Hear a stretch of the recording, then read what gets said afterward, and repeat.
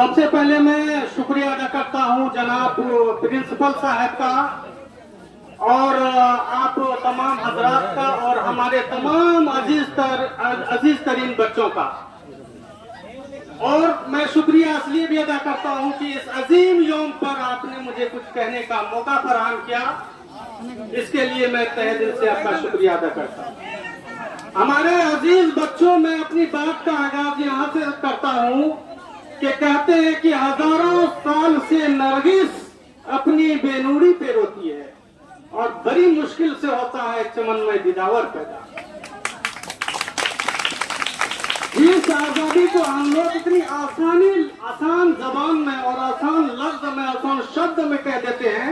ये आजादी हमें इतनी आसानी से तो नहीं मिली, बल्कि इसके लिए हजारों कुर्बानियां और हजारों जाने गई हैं, लाशें बिछा दी गई। जब आजादी के लिए हिंदुस्तान के अवाम ने आवाज उठाई तो रॉलेट एक्ट जैसे काला कानून हम पर थोप दिया गया, और जब आवाज उठाई गई तो जलियांवाला बाग जैसे हत्याकांड वाकया हमारे दिलों को झंझोर कर रख देती है।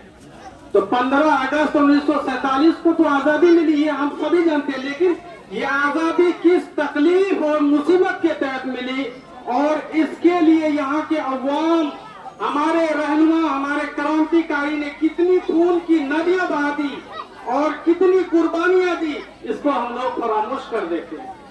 हमें उन्हें भी याद रखना होगा और हमेशा उसकी कुर्बानियों को अपने दिलों के अंदर बसाए रखना होगा।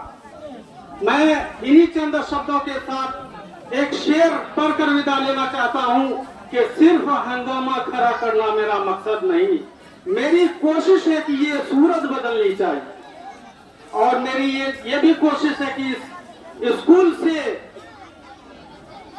मुंशी प्रेमचंद जैसे फनकार, माहिर मुसन्निफ पैदा हो, एपीजे अब्दुल कलाम जैसी शख्सियत, पर्सनालिटी पैदा हो, और भगत सिंह जैसे जाबाज, देश के लिए जान निछावर करने वाले शख्स और शख्सियत पैदा हो।